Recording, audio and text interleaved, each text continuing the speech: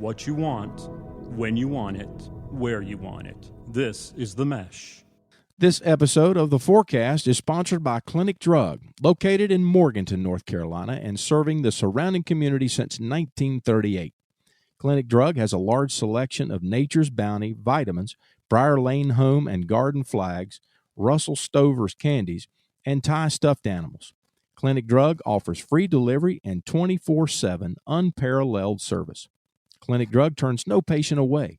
For more information, call them at 828-584-0741. Or you can find them on Facebook or go to their website, www.clinicdrug.com. Your health is our priority at Clinic Drug. Hello, everyone, and welcome to The Forecast. We are your connection to the who's who in the game of golf. We hope to make you laugh. We hope to help you learn to win and grow your golf IQ. I'm your host, Allen Burton, Director of Instruction for the Allen Burton Golf Academy at Lake Hickory Country Club in beautiful Hickory, North Carolina. I'd like to thank our listeners for tuning in and, of course, thank our sponsors as well. You can find us on themesh.tv and all your favorite podcast platforms such as Apple Podcasts, Spotify, Stitcher Radio, iHeartRadio, and Google Play. Be sure to check out all the other podcast shows here on themesh.tv.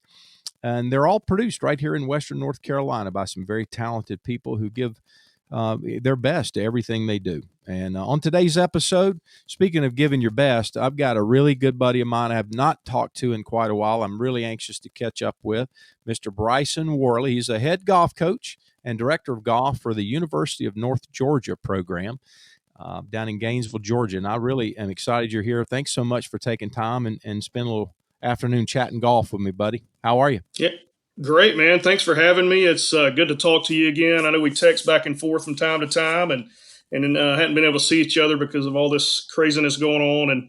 But yeah, I appreciate you having me on. It's great.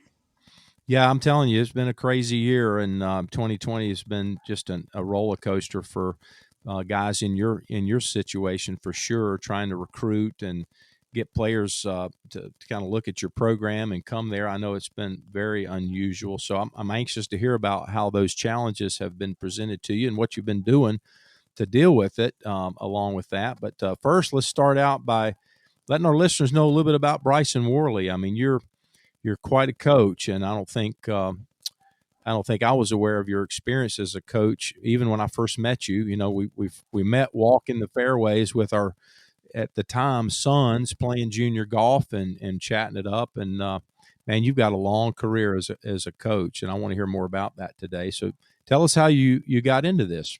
Well, it's funny. I grew up in a small town in Northeast Georgia, Homer, Georgia.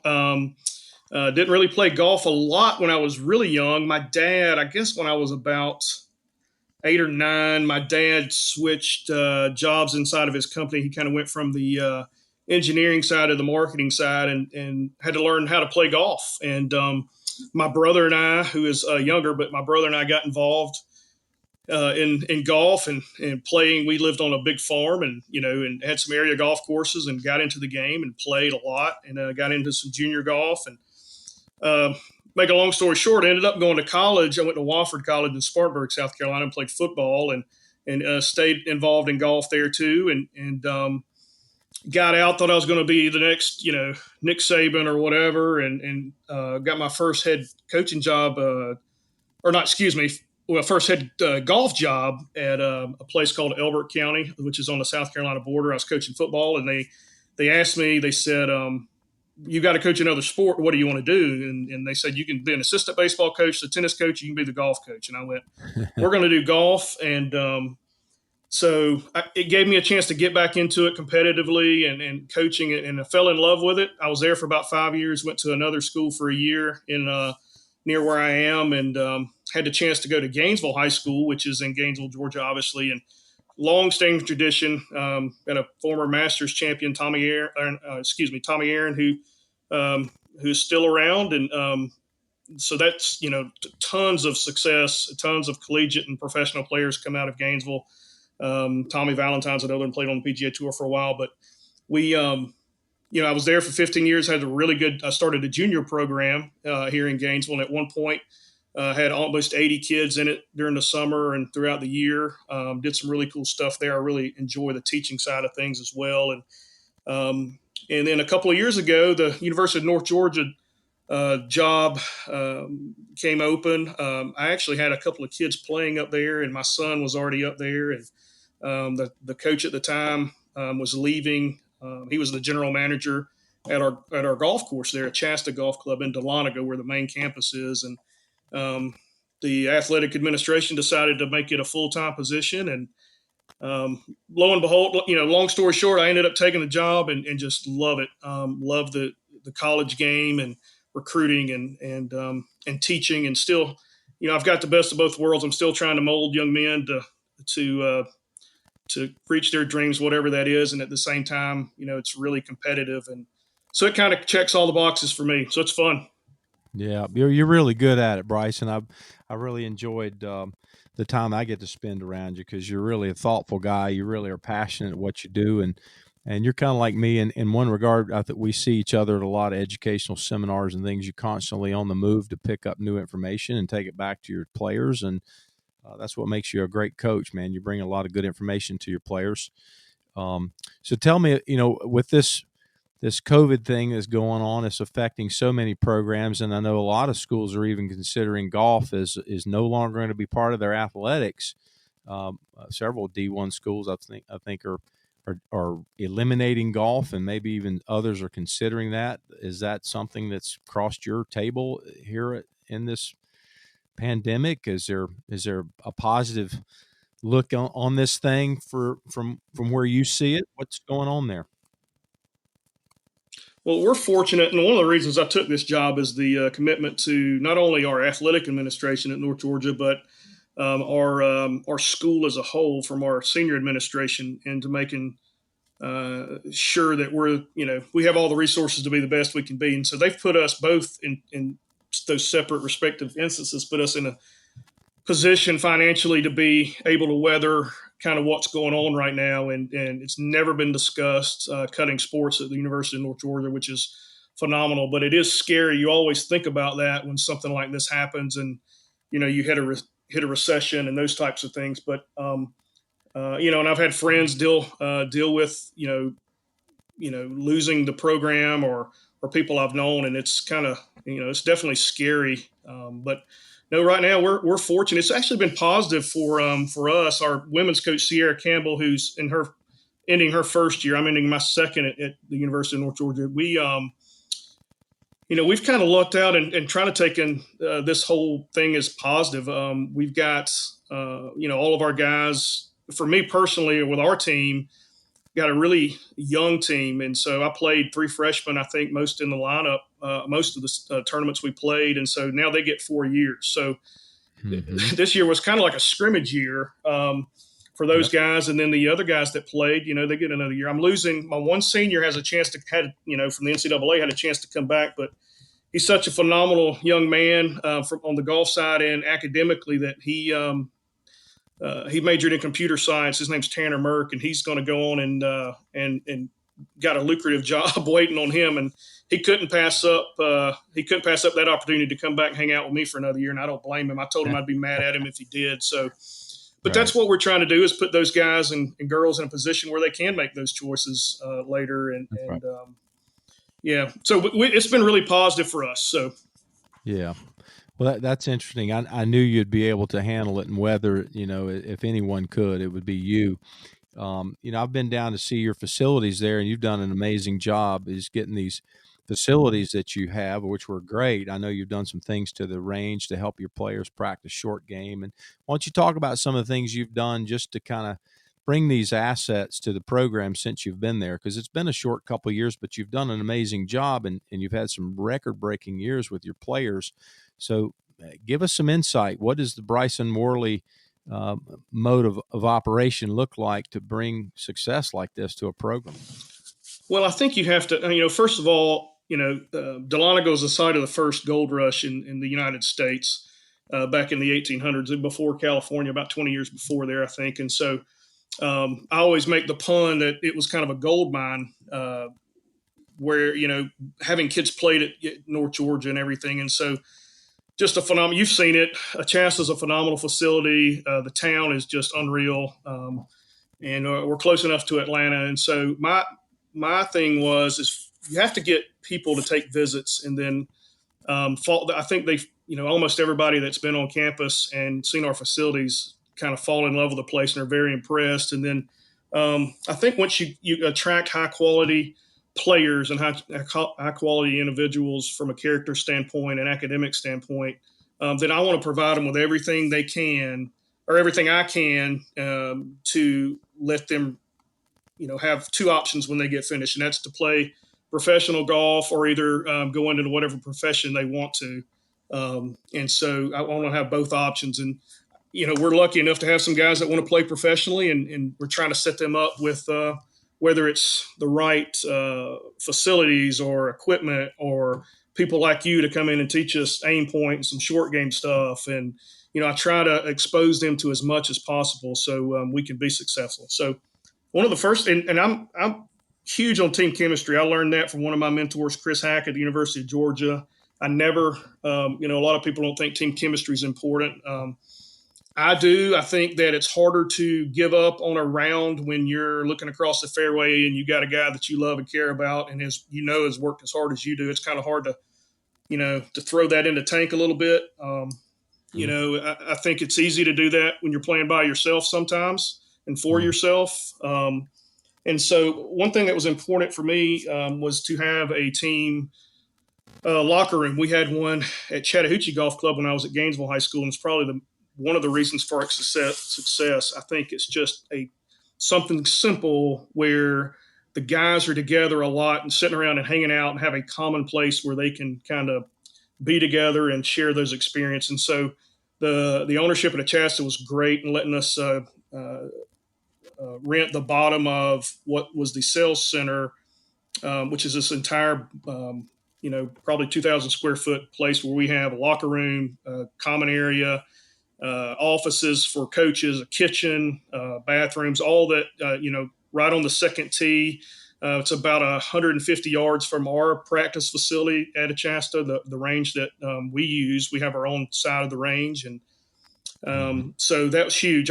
They have full access to that. They can go in and out even if we're not there. And that's been good for our men and women's teams. And then, on the back of the range, I know you drove by there and saw it or took you to see it. And we've put in wedge blocks, which I stole from kind of the Mike Bender philosophy. I think he put those at his facility, and I know they put them in at Frederica down in St. Simon's Island for Zach Johnson, who practices out there. So, I stole that idea and stuck those. Doug went out there myself with some help and dug those footers for those blocks, and it's been a really good thing for us anyway. So we have all those those access to those those things that can help us be better. Our range is phenomenal. You've seen it. It's great. So, and we're fortunate to have a golf course. They can scoot down there between classes and practice and then go right back up and or jump on and play 3 or 4 holes and be done. So anyway, yeah, we're fortunate there for sure. Yeah, I think it's interesting to hear some of those comments that you brought up there, and the chemistry piece I'm really, really a big fan of as well. I really love how you put the value of that team chemistry into perspective. That's really an interesting comment. And what you said was, without that team chemistry, it's very easy for a player on a team to maybe mail it in one day when he doesn't have all of his means. He's not playing his best round, and hey, I just going to mail it in. I'm giving up. And when there's team chemistry, that's not going to happen. That's really a perspective I think a lot of coaches at your level understand, and maybe some that are learning how to coach don't. They don't understand the value of that chemistry. Creating that environment and creating that culture that you do, it's a positive place for people to improve, and that's why they're breaking records. Your players. Yeah, we're trying. Tell us about a typical practice for your men's team. Are you one that kind of gives them a lot of structure? You feel like that's important? Do you feel like there's tracking of their statistics, and that is what determines how they should practice or prepare? Or do you leave each individual kind of on their own to figure it out and give them the freedom to practice the best way they see fit. Now, tell me how involved are you as a coach in each team member's preparation? Yeah, I gotta think the easy answer is yes. I've learned throughout my career, and it's kind of worked for me. I think everybody needs an opportunity to work in golf, to work on what they want to individually, but at the same time, there's still that structure. I think as a coach, for me, you also have to know your team as a whole. Do I have a very mature team that can handle the time to do that, the discipline, the structure to do that on their own, or do I need to kind of do some of that for them? And so we use stats. I use our golf stat stuff, ranking reports and things that we get from Golf Stat, and I also use something called Game Forge, which is Mark Sweeney's and Brian Bailey's kind of platform. I've used a bunch of different ones, and I've found that one to be, the guys like it. It's quick. They're only going to work with what's easy to input and easy to read and grab stuff out of. And so they've really taken to that and the philosophies behind that. We do use stats. But ultimately, it's up to those guys to figure out what area. And a lot of people want to work. They want to go. My putting was bad, and it's always reactive. And I'm always trying to kind of coach to a standard. Okay, to be an elite player, you need to be able to do this, this, this, this, and this. And let's work at everything. And I've learned that from Dr. Morris Pickens. He has this philosophy of kind of 25% in each area. That's full swing, wedges, putting, and in short game, which is inside of 30 yards. And so, how many times do we see a kid or someone that we work with, putted great, but my irons were awful. And then the next week it's this. And so I think, kind of attacking everything all the time, you kind of stay balanced with your game. And, some of my guys need more structure. Some of them don't. Some of them need to know why they're working. I'm a big on a plan. I really I give them time to work on their own, but they have to have a plan. And then there's things we do together. A lot of our scheduled practice or our scheduled structured stuff is team, competitive, situational. I have a golf background, but I also have a football background, and I kind of always thinking, if I was at a football practice, what would we'd be working on onside kicks or hands team or plays inside of the 30 with this sort of defense. And so I kind of took that approach to golf a little bit, and we go out and say, okay, so you're in this situation with this shot, with the wind doing this, and, and let's see how we handle this. Or, you're in the trees here, whatever. So we do a lot of that type of stuff on the golf course with the guys. Cause ultimately I think I grew up playing, like I said, first of all, in a pasture. Second of all, my brother and I are hitting shots around trees and hitting to, just, how it was growing up. I mean, we didn't have TrackMan. We didn't have mirrors. We didn't have cell phones or video cameras even, really. And, or at least I didn't. And so you just learned to play the game and score. It didn't really matter what it looked like. And I think some of our guys, we spend a lot of time talking about just go be an athlete and play and get off the range. And,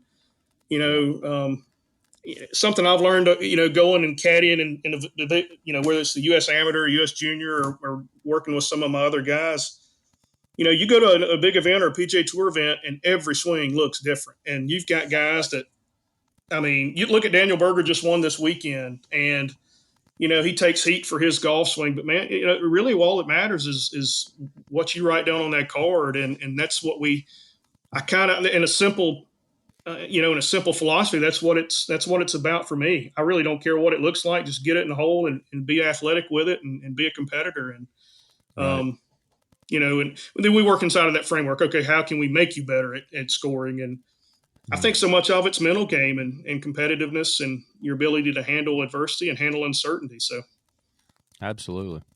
Well, that's great wisdoms. I'm very similar in that approach. I feel like there's obviously some things that I want my players to know about their golf swings technicality, what makes it function when it's functioning technically, and they have to recognize the feels of the functional motion versus the maybe not so functional motion. And they can Absolutely. look at TrackMan numbers and they can educate themselves in that if they want. But I think you're right. You've got a scorecard that looks for one number. How many strokes did it take you to get in the hole? And so important to teach them to play and the variability of golf, getting them on the course and seeing the variability. I had a young man one time. I mean, this is one of the funniest things I've ever had a young golfer say to me, but this fellow was struggling with a tee ball getting out of position and he'd make bogey or worse on the hole. And I just took him in a lesson out on the course and I dropped his ball over into a little bit of rough and kind of blocked him out by some trees, put him about 135 out, but he had a big oak tree in the way. And I said, young man's name I'm not going to mention, but I said, "What are you going to do? What are you going to do from here? What do you see in this situation?" And he's such a funny kid. He looked at me, and says, "Well, Coach, I ain't in jail, but I'm in police custody." That's awesome. And it was just his way of looking at it, So he felt like the situation was jeopardized. And I said, "Well, prove to me that you can make a par from here. Let's pretend this is your second shot on a par 4, and let's do it." So he hit the prettiest little shot around that tree and got it right up in the front of the green, got it up and down for par. And we walked off the back of the green. I said, that was fantastic. That's what I was looking for. What happens in a tournament that's different from that? Why do you make a lot of bogeys and doubles in the same, situation? And he kind of had that look on his face that he was puzzled. And I said, you know what I think it is? He said, no, I'd love to know, though. I don't know what it is. I said, well, you didn't hit your drive there today. But in a tournament, you did. And today, you weren't upset with yourself for hitting a poor tee shot because you didn't hit it there. I presented it to you as a challenge to make a par from there. And it was easy. You did it. But if it was you in a tournament, you're still upset with the fact that you hit the ball out of play. And you can't look at it as an opportunity or a challenge because you're still mad at yourself for a poor golf shot you hit. And it wasn't necessarily that poor, maybe just a little offline. But I think that's the mind. Like you said, it's the mental game. Yeah. So many of these guys expect to go out and have this perfect round that's nothing's going to go wrong. And, I know you've had Brett McCabe on before, or you've listened to his podcast. We've talked about that. And that's something he talks about is, there's this notion that every golf round is supposed to be romantic and magical and all this. And then, no other sports thinks like that. You're not going to be the University of Alabama going into Baton Rouge on Saturday night with a 7:00 game on national TV and expect that to be romantic or magical or anything. And so, everybody, it's romantic, magical until you snap hook one on number 2. And then all of a sudden you've got to start handling adversity. And so we talk about things like that and work on that and put them in position. Like you said, I think so much of it is knowing that you as a player have the ability to overcome the uncertainty that's coming, because it's coming. And so if you've got,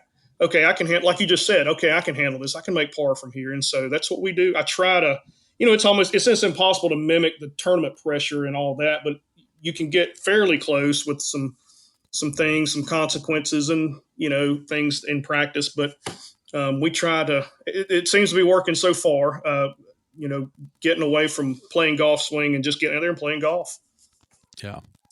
Yeah, I think it's a tough game mentally. I really do. I think most people have the ability physically to play at a high level if they've worked on their swing and they're playing high-level golf. And certainly the mistakes at that level tend to be I think more mental than technical or physical. And it's just those errors. I mean, just basically they don't have a commitment to what their intention is sometimes, as golfers are playing competitively. They're not seeing the shot precisely in their mind's eye how it needs to come off. It's not a clear image of what their intention is to start with, and so they play a loose shot and go, well, what were you trying to do with that? And they can't really describe to you what their intention was.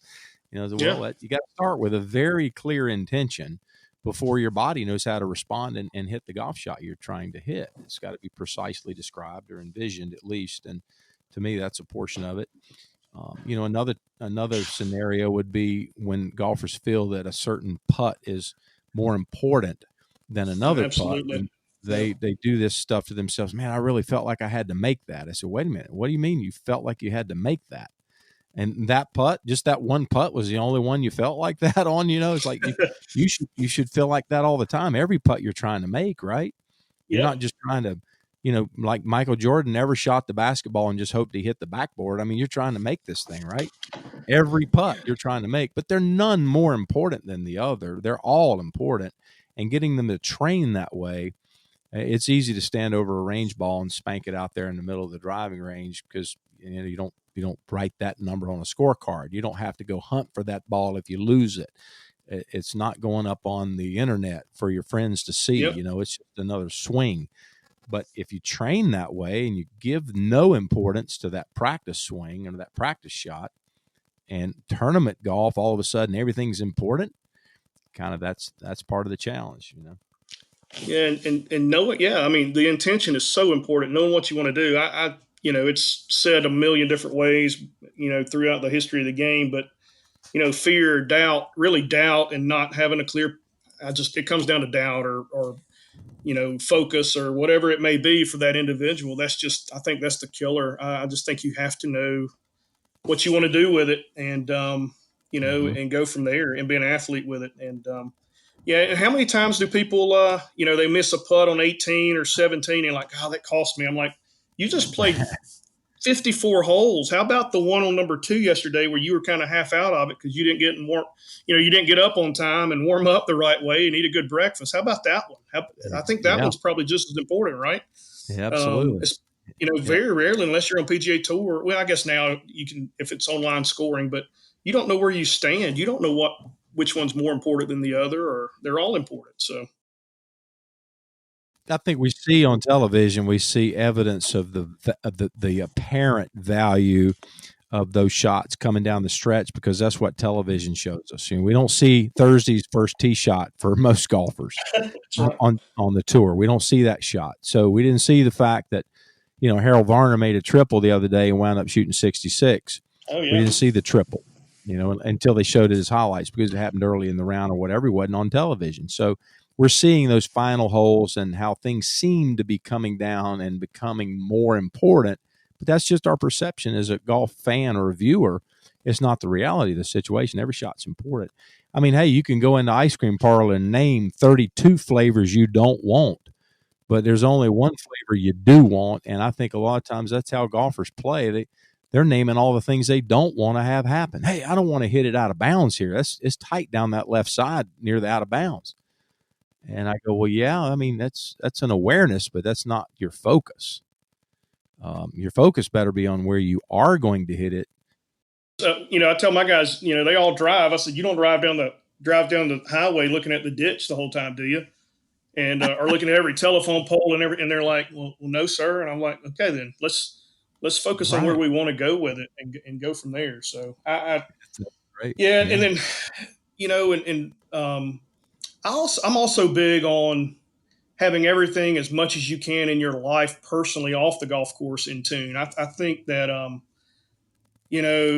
just working with whether it's junior golfers and high school players and then moving into college, whether it's worried about their girlfriend or getting their homework done or, oh gosh, I'm going to lose my scholarship if I drop below a 3.0 and, whatever, my car is messing, having everything in line. And so we talk a lot about structuring your life a little bit better so you can go and turn it loose on the golf course and not have to worry about all the other stuff going on in your life. I think that's why it's hard on the PGA Tour, especially when you get married and or you have kids, and we all go through that. Sometimes it's a blessing, obviously, but I think sometimes that can give you perspective. But as you're younger and you don't have those skills yet, I think that's a big part of what I do as a coach is helping them realize that it's not always your swing. I mean, I've got guys that, when they first get to me, they have a bad round or what they think is a bad round. Next thing I know, they're trying to, go hit every golf ball ever made in 20 minutes on the back of the range as it's getting dark. And I said, how about the fact that you didn't go to bed last night? You decided to stay up and play Call of Duty until 2 a.m, and how about that? I think that may have bigger impact on what's going on than your golf swing. And, Yep.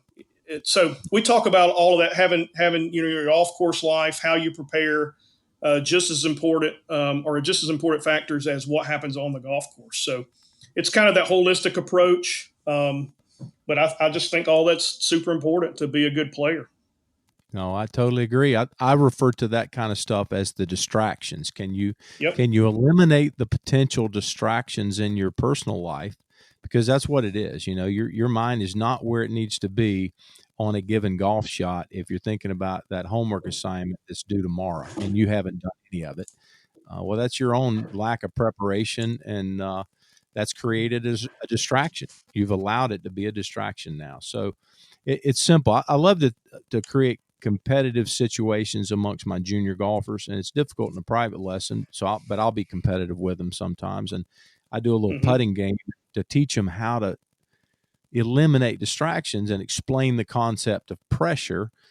We'll do a putting competition where we play for golf tees or whatever, and they'll have 5 tees. I'll start out with 5 tees, and we'll putt from 3 feet. If I make it, they have to answer to that. They have to make it. If they miss it, I take a tee from them. If we both make it, we move it back 1 foot further from the hole and putt again. And I like to putt first because if I make it, I'm giving them the sense that, you have to answer to that. I just made it. And I talk about this concept. I said, are you feeling any pressure? When I get back to 6 or 7 feet and I'm draining every putt, they're having to answer to stay alive. I said, are you feeling any pressure? And of course they look at me and go, yeah, I'm feeling a little bit of pressure. I said, you know why? It's because you're distracted. And they go, what do you mean? I said, you're distracted from what you really need to be focused on. And to me, to be good at putting, you have to focus on what line do you need to start this ball on and what speed does it need to have to be compatible with the line you've chosen.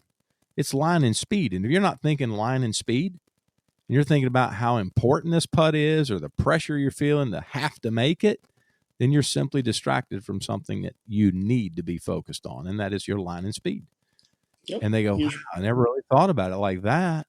I say, yeah, well, because you're not thinking about what you need to be thinking about at that given moment. You've allowed a distraction to get in the way of what needs to be your focus. And that's the problem as a human. We got all these distractions that get in the way of very intense simplicity. What am I going to do with this golf shot? And everything else is a distraction. So, then you got the whole walking between. Yeah, then you have the whole walking between shots thing, and I tell my guys, have something to think about. You may be in a group where the guys, at our level, you may have international guys that may not speak English very well, or you may, or not want to talk to you. And so you better have something to get your mind off of it, and then be able to kind of draw yourself back in and refocus when you get near your ball, and have a plan for that. And that's where your routine, like you talked about your routine, so you can put your focus on what you want to accomplish when you hit a shot. Let it go, react to it the right way, and move on and go again. Hit it, go see if you can find it and hit it again, and add them up when you get finished. And every player is different in that regard too. And I used to enjoy the story of Jack Nicklaus and Lee Trevino being paired together in a U.S. Open tournament when they were probably both in contention, and they're on the first tee. And the way I understand it, was Trevino and Jack. Jack didn't like to talk much, and Trevino was a motor mouth. So Jack comes over to Lee and says, "Lee, we won't be doing any talking today." And Lee's response was, "You don't have to do any of the talking, Jack. You just do the listening. I'll do the talking." It's like gets in his face, So some guys like to talk, and that's how they relax, and some guys like to kind of withdraw and focus on their golf. And so just knowing what kind of player you are, and that's how you deal with it. So yeah, we talk about a lot of that being self-awareness and knowing who you are as a player. You can have a different identity on the golf course if there's some guys that are very talkative off the golf course. When they play their best, they're not, or vice versa. And my big thing is, don't try to be somebody you're not out there. Be self-aware of what's going on and who you are. And, we talk about that a good deal too. And also just as a coach, that's a whole nother, whether it's me or my assistant, and you've got to know your guys as a coach too, and who needs you and who doesn't, and when, and what do I say. And I think that's where the chemistry, the relationship with me as a coach on the golf course with those guys and helping them get into those, the right frame of mind or refocus, and knowing what to talk about. I mean, I think caddying is more psychological than anything else. Caddying's a lot similar to what we do as college coaches, and we're walking with them and, bringing up football games from the weekend or something else just to get their mind off whatever, and then having, a cue to refocus them. You're doing it without them even knowing it. And then later on, what we do is try to teach them how to do that themselves. So, golf's complicated. Right. It's simple, but it's not, right? So, anyway. Yeah, it's a fun journey. It really is. And you're in a really good situation with these young people. They're lucky to have you, Bryson. That's really cool. So we've talked a lot about the mental game and how we're trying to help our golfers, with their mental challenges. Tell me about the physical program that you have with your golfers. Are you doing a lot of training fitness? You doing anything there in the gym? Tell me how that's going.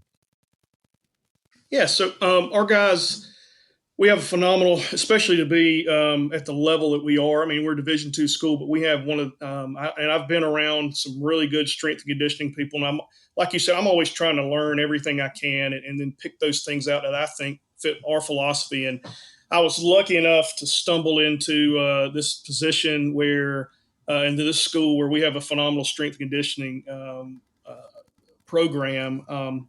They screen the guys. I've done TPI and certified and all those things. And so we, screen them, but they use the FMS model, which is functional movement screen. And so we find those every year. They'll come in August and get screened as part of their physical. And we find those deficiency areas where, it may be a right glute or, your calves or your, whatever it may be, shoulders are not stable or not mobile or whatever the case may be. And so, especially for freshmen, the first probably month is spent on just correctives. You're probably not touching a weight very often. They get embarrassed. They're in there going, well, the women's soccer team's over there deadlifting. Well, you're going to get there. Just hold on. We've got to get your deficiencies corrected so we can start loading. And so, just super impressed with the process and the diligence that our strength conditioning, Rich Pruitt and his staff do for us at the university. And so I've seen, and I guess the best testimony for what they do is in my 2 years, about October, both years, I've had freshmen come to me going, hey, coach, look at my swing. I'm not moving around, or I feel so much more stable. And to make it, to put it simply, they may have a swing speed of 112 miles an hour, but they couldn't use it properly because they're trying to balance and, right. Trying to, use it and make it effective. And so they're losing some of that 112 miles an hour coming into the ball. And now they're able to put all of that 112 in there. Our guys know, our staff knows that our guys aren't professional weightlifters. Some of these guys have never really trained like they do in college. And, we're not trying to make you look good for Daytona Beach. We're trying to make you look good for the national championship. And so they've really bought in.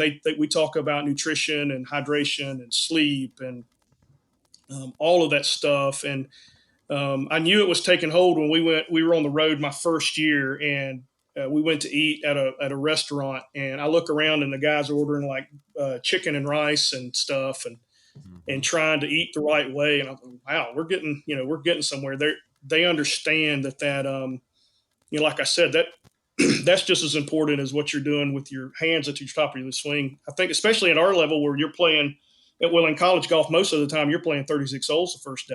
And right, man, your swing doesn't care on that second, that third 9 holes of the day. Your swing, especially when it's hot early in the year, your swing doesn't care if you're not hydrated. I mean, he's trying to, your body's trying to survive at that point if you're not, and so we try to put them in a position to be successful in those situations. And one of the things I was proud of, I think it was my first year. Well, it was my first, might have been the second event of the year. Anyway, we set an 18-hole scoring record on the second half of a 36-hole day, which kind of validated what we were doing in the weight room. We don't do a lot of Yeah, we don't do a lot of conditioning. The way they set it up and have researched, we researched together is, a lot of high intensity. Golf's really a walk, walk, walk, stop, explode, then walk, walk, walk, stop, explode kind of sport. And so they kind of set up our workouts like that. So it's a lot of high intensity interval type stuff. And we really don't, I mean, I think my guys to a man will tell you that they feel pretty refreshed, especially compared to some other schools walking around. I'm big on body language, chest up, those things. And so they see the benefit of that in the weight room and what we do it's not just the weight room, it's the whole, player performance kind of mindset and framework. So we're excited about, that. It's been hard during COVID, trying to do stuff remotely, and kids are wanting workouts and they don't have the equipment that they're used to. That's been a challenge, but everybody's going through it. So hopefully we just had a meeting this morning on, how we're going to be able to start voluntary workouts here soon. So it's exciting to be able to get back in the weight room. I know our guys are ready to get going, to get ready for the season. Well, that is exciting stuff. I've got a service that I use with some of my players. I should turn you on to it if you hadn't seen it. It's called Connexit, and you can check that out. But it's something, Connexit is it's a fitness training for the golfer, and it's specifically done based on an evaluation that's conducted for that individual, and it gives them, through their own smartphone or iPad, it gives them a specific workout for them to do based on their the screening, the results of their screening test. And it's primarily for flexibility. There is a strength program, but it's mostly for the mobility portion. And certainly for golfers that can't get into the gym and you want to do something at home and do something that's aided or guided by your screening and your performance there. It's really good. It's called Connexit with a K. Okay. I'll send you the information on it. You can look into it. It's really, really cool. And it's very inexpensive too. So it doesn't cost a lot of money for players to do. And I found it very helpful, especially for people who want to do it at home. They want to do it on their own. And you can set up the length of the workout. Can be 15 minutes or it can be an hour or whatever you have time for that particular day. And it runs you through the specific exercises, show you an avatar doing the exercises that they're prescribing for you. So it's all, based on your screening evaluation. So it's really cool. Takes it out of your hands a little bit when you can't get to them. Your players are away or whatever. But you're doing all you can do. From every side: mental, physical, technical, giving them the proper environment to get better. But also notice, your students are doing well in the classroom too. I mean, you've got a great academic record with your kids, and that's part of that off the golf course preparation. Because when you're the golf coach, you don't have time to run behind them, make sure they're doing all their schoolwork, but you kind of leave it up to them to do that. But you've obviously got that culture so that's important to them, and that's why they're doing great academically. What is your role as a coach when it comes to helping these kids find a job? I mean, you're getting them out the door when they're graduating, and I know you hadn't been there very long as a college coach to see some of this, but you've been for years as a high school coach, getting them off to college. Tell me how active you are and what you do to help these kids find their place in the world when they go beyond your direct guidance. Yeah, so I obviously have a different perspective than some, just coming from the high school part, and some, actually, to be quite honest, some of my job at the high school level was career planning and those types of activities with students. But we're fortunate. We have a assistant athletic director for student services, Baron Seidenstricker, who she as they come in, it's more focused as freshmen on how to learn better. We do some of this as coaches too in the golf program, but she'll meet with them. They talk about learning styles and how to study and how to do time management. And then as they move throughout their 4 or 5 years, it morphs into career planning. And we've got a very good, career planning department at UNG. But I think as a coach, it's important for me to teach them how to interact in the world, the soft skills like how to handle those dead time small talk when you meet somebody you don't know, how to bring up different topics, and how to listen to people with the intention to really understand and not just to respond. And how to manage conflicts, how to how to manage your life. And we're fortunate that the membership at Achasta, we have a lot of either current or retired businessmen or people that have been in the world of work or in business women to help our and they've taken kind of a role, and some of them mentor our kids and our guys and our girls, and some of our alumni, we have them come in and speak. And we teach guys.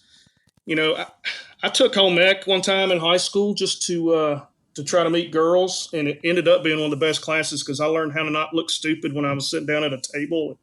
When they started bringing out the right, what fork and all that stuff to use. I guess cotillion does that for a lot of kids too. But I think it's important to go over all that. How to we talk about taxes. We talk about a lot of these guys are working and getting a paycheck, during the summer, and they're like, man, this FICA guy, man, he's just hammering me. Who is this guy taking all this money out of my, my check? And so, it's things that we take for granted as adults, but I think it's important to bring up with these men and women. And, it's hard for them the first time they're away from home, at the college level, this, you really can't call and get involved with their financial, whatever it is at school or their professor, because of privacy laws, because they're adults, and Right. That's hard. It's really hard for a lot of these guys and girls. It's the transition and how to handle those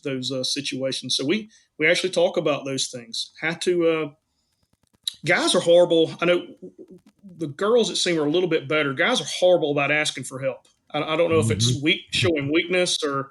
They'll go down with the ship before they'll ask you to teach them how to swim. It's Yeah. I mean, they would rather drown. And so that's part of that relationship building. Like, guys, you've got to let us know what you need. It's okay if you don't understand something.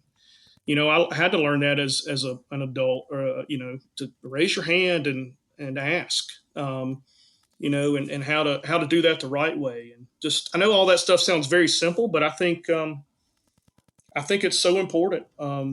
You're not, and then exposing. I'm big on these guys getting internships and learning the real world. I mean, I know I thought I wanted to be a lawyer until I interned in a law firm one summer and said, nope, this is not for me. This was before really the internet and was kind of coming on.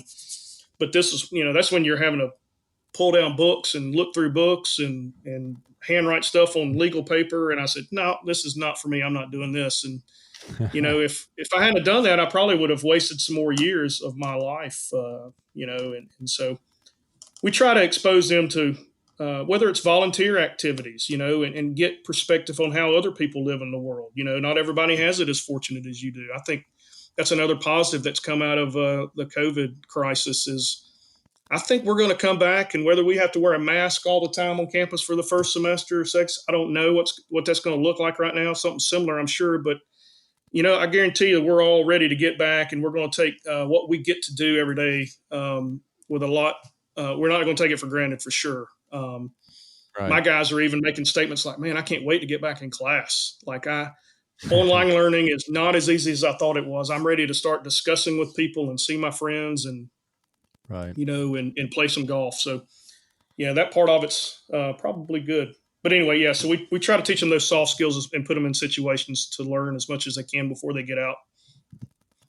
Well, that's fantastic. And I think that's what these kids need, man. They need a second parent really to keep guiding them and not just in the academic classroom, but it's in all these soft skills, as you mentioned. Those are going to be the skills that they probably used to make success in their life anyway, as much as anything. It takes them a long way for sure. Man, that's awesome. You're creating. You make me want to go back to college and come to University of North Georgia. Come on, man. And work under Bryson Worley. I mean, it's just exciting what you're doing down there, and I think we're going to keep watching what's going on with your program. I know when things do get cranked back up in the fall, have you begun setting a schedule for the fall for golf and for school? How's that coming together? Yes, we have our fall schedule is ready to go. Our spring schedule is pretty ready. It's just not published, but our fall schedule's up. We start in Kiowa Island, and I guess the second week September. I don't. Right now, we're back in the dorms.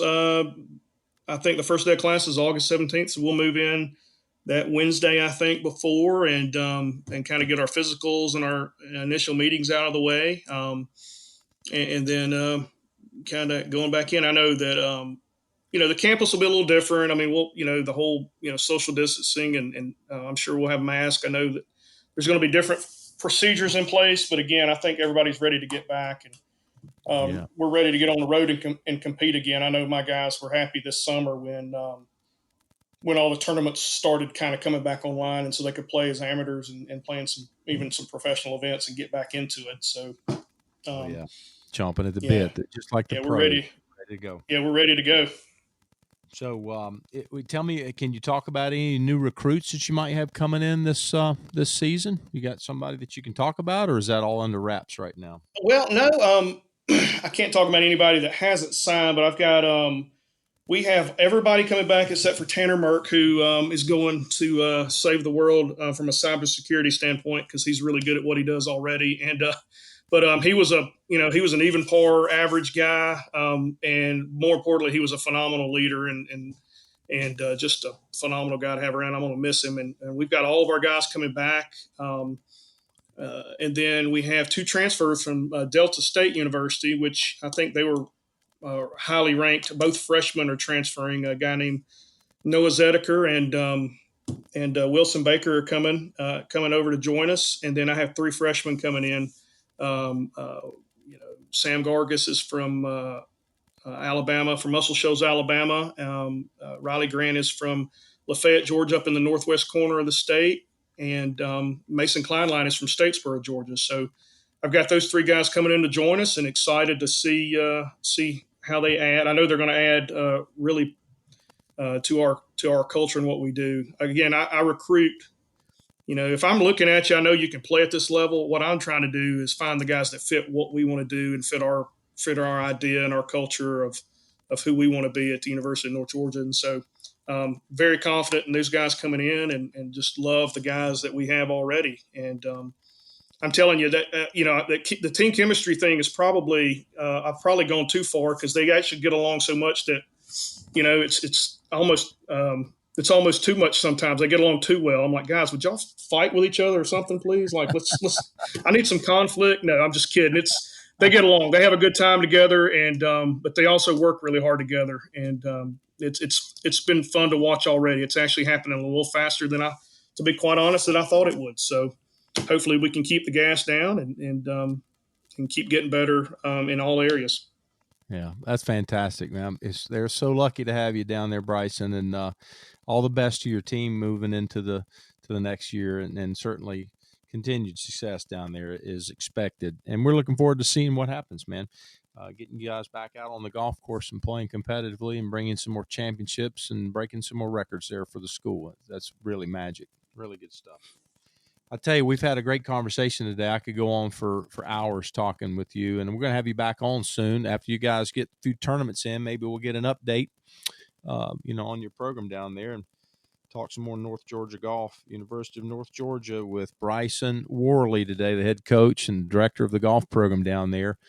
Stay safe, my buddy. We're going to wrap it up with that, and tell our listeners, if you want to reach out to Bryson, how would be the best way to reach you if you've got a player interested in coming to visit you or talk to you about the opportunities at your school? What can they do? How can they reach you?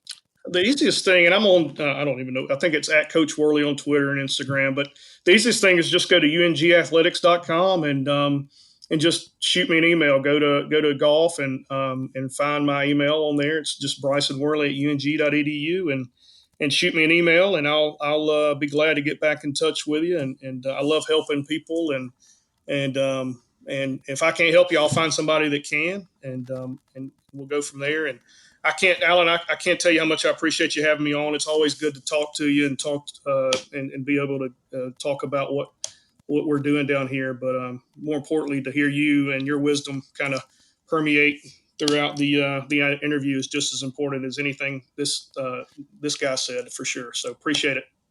No, I'm a big fan, Bryson. Always have been, buddy. You're a stand-up guy, and I tell you, if I had another kid going to college, I'd want him coming to see you, buddy. Maybe we'll do that again in another lifetime. But All right. thank you so much for what you're doing for these young golfers and giving them opportunity to play and become young, upstanding citizens in this world, because we need more of that for sure. That's it for the show today. It's been fun talking to a good friend, Bryson Worley at the University of North Georgia, down in Dahlonega and in the Gainesville, Georgia area. Want to encourage you to watch these golfers play at this program, because there's magic happening down there. You're going to see some great things out of his players, I'm sure, not just on the golf course, but after they're done with school and make their way into this great world. Listeners, thanks so much for tuning in. It's been great being with you. Stay safe, and we'll look forward to next time when we have some more golf insights on the forecast.